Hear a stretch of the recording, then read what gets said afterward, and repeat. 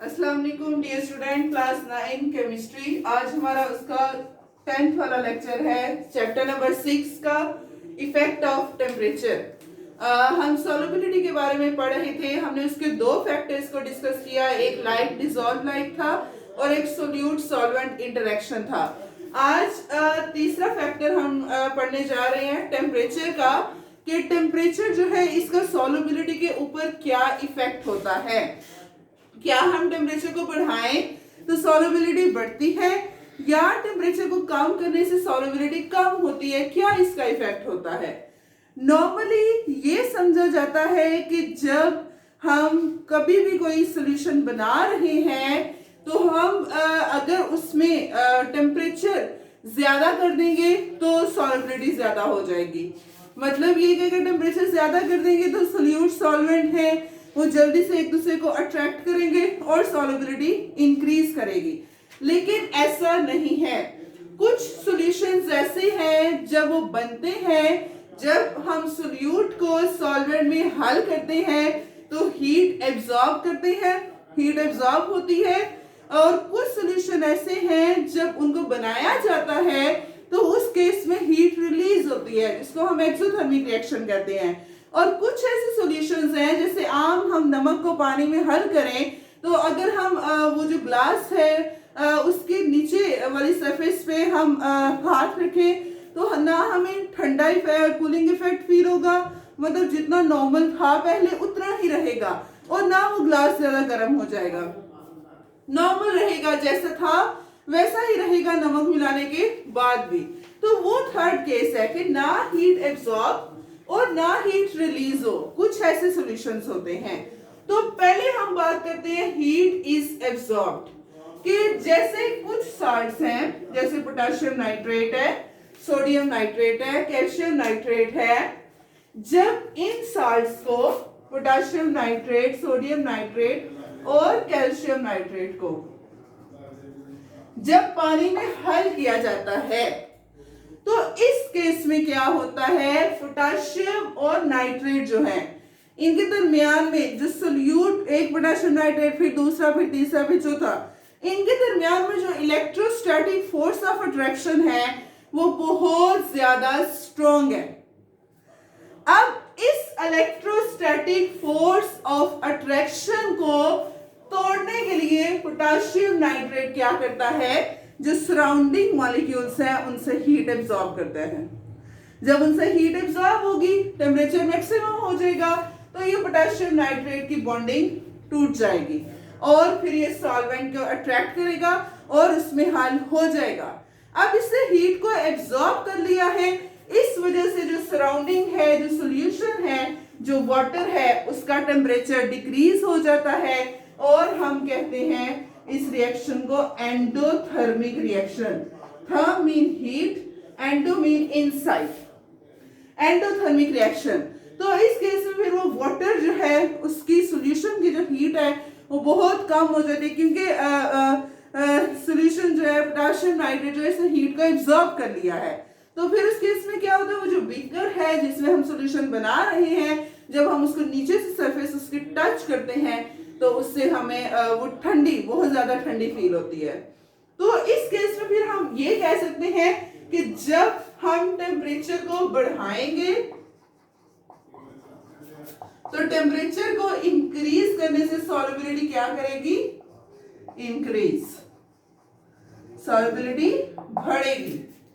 क्यों? क्योंकि temperature increase करेंगे, सोल्यूट के मॉलिक्यूल्स के दरमियान में जो अट्रैक्शंस हैं वो टूटेंगी, फोर्सेस हैं जो स्ट्रॉन्ग, उनके दरमियान में बॉन्डिंग है वो ब्रेक होगी और उसकी वजह से वो जल्दी से सॉल्वेंट में हल होंगे और सॉल्युबिलिटी इंक्रीज करेगी। और टेम्परेचर को डिक्रीज करने से सॉल्युबिलिटी क्या करेगी, डिक्रीज। थर्ड, सेकंड केस है हीट इज रिलीज्ड, कि कुछ ऐसे सोल्यूट्स हैं, लाइक साल्ट्स हैं, जैसे लिथियम सल्फेट है, सीरियम सल्फेट है, जब इनको हम वाटर में ऐड करते हैं तो उस केस में क्या होता है, टेम्परेचर, हीट रिलीज होती है, निकलती है। क्यों? इस वजह से क्योंकि लिथियम सल्फेट के दरमियान में जो लिथियम सल्फेट है, जैसा कि इनके जो सोल्यूट है ये एक सोल्यूट, दूसरा, तीसरा, चौथा, इनके दरमियान में इलेक्ट्रोस्टैटिक फोर्सेस ऑफ अट्रैक्शन इतने ज्यादा स्ट्रॉन्ग नहीं है। अब इनके दरमियान फोर्सेस स्ट्रॉन्ग नहीं है, जो ही हम सोल्यूट को सॉल्वेंट में हल करेंगे तो सोल्यूट के मॉलिक्यूल जल्दी से टूट के सॉल्वेंट के मॉलिक्यूल को तेजी से अट्रैक्ट करेंगे, और जब ये तेजी से अट्रैक्ट करते हैं एक दूसरे को तो उस केस में कोलाइड करते हैं ना, ये सोल्यूट ये सॉल्वेंट तेजी से एक दूसरे को अट्रैक्ट करेंगे। उस केस में क्या होगा कि एनर्जी हीट रिलीज होगी, एक्सोथर्मिक रिएक्शन। एक्सो मीन आउटसाइड और थर्मिक मीन हीट, एनर्जी या हीट रिलीज होगी, एक्सोथर्मिक रिएक्शन होगा।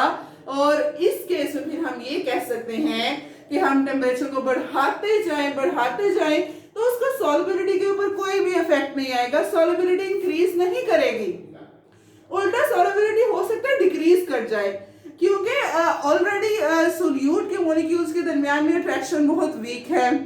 तो सोल्यूट और सॉल्वेंट ऑलरेडी एक दूसरे को बहुत तेजी से अट्रैक्ट कर रहे हैं और फिर वो as a result heat release कर रहे हैं, तो फिर टेम्परेचर को बढ़ाने से सॉल्युबिलिटी के ऊपर कोई भी इफेक्ट नहीं होगा, सॉल्युबिलिटी बढ़ेगी नहीं, कांस्टेंट रहेगी। थर्ड केस है नीदर एब्सॉर्ब नॉर रिलीज्ड, कि ना हीट एब्सॉर्ब हो और ना हीट रिलीज हो।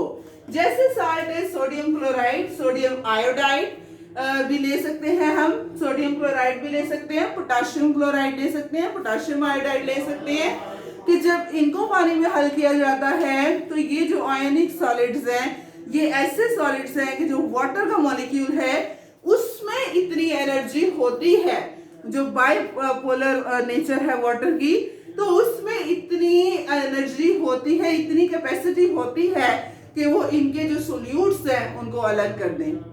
तो फिर इस वजह से ना उन्हें बाहर से हीट की जरूरत पड़ती है, ना वो हीट एब्जॉर्ब करते हैं, ना वो हीट रिलीज करते हैं। जैसे कॉमन साल्ट है, जो आयोडाइज्ड साल्ट है, टेबल साल्ट है, जब हम उसको पानी में हल करें तो हमने नोटिस किया है, आप नोटिस कीजिएगा कि जो ग्लास है उसमें हम मिला रहे हैं तो ग्लास जैसे पहले नॉर्मल या वो ठंडा था तो वैसा ही रहेगा, उसमें कोई भी चेंज नहीं आएगा, गर्म या ठंडा मजीद नहीं होगा।